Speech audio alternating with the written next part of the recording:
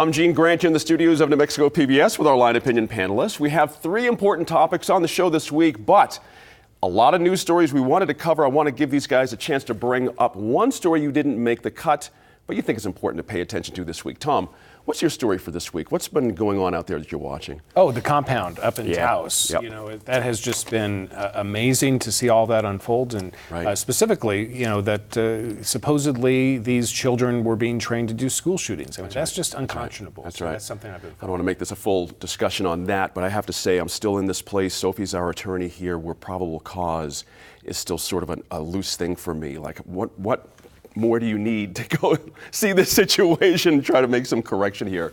We'll take that on perhaps next week. Zack Attack without an H. Sure. What's going on? I appreciate the specificity. Thank you very much. You're right. Water conservation, actually. There was a water conservation conference at the UNM Engineering Science with the Utton Center as well.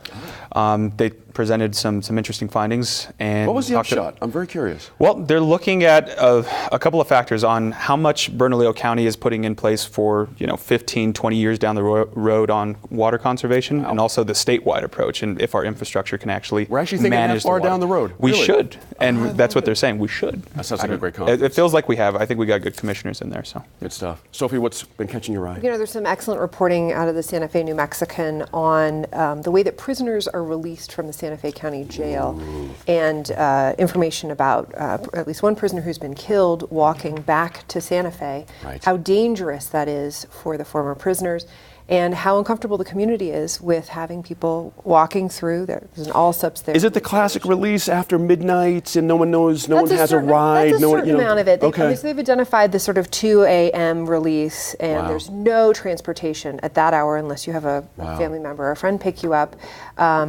Often prisoners are let go with their possessions, but cell phones that haven't been charged in a long time, all that, so no way to reach out. But also, former prisoners have said, it turns out that there was transportation available. Nobody told us that we might have been able to take a bus. And so, Albuquerque, Bernalillo County has sought to better address that issue. And I think it's doing a pretty good job at this point. But Santa Fe County still has a real problem with the 12-mile walk back. Isn't that amazing?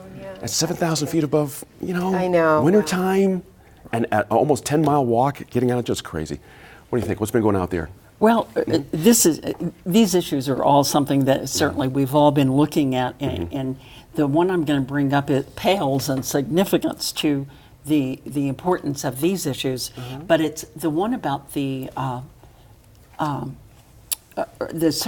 survey. What am I calling it? A poll or? No, the population. Oh, census. Census. Thank you. That's right. The census, because what.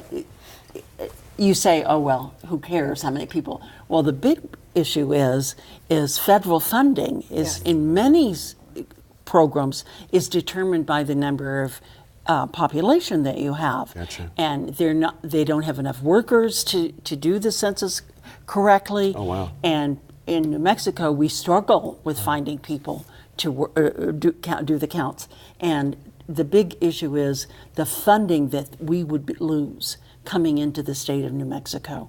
As I said, insignificant compared to some of the other issues. I don't think that's true. But long term, fairly significant, it could be really impactful to our citizens. And for a number of populations here who are traditionally undercounted. So, Traditionally undercounted, yes. It's funny you mentioned that. The last census count, I'll confess this, I actually went down to the place to sign up to be a census taker.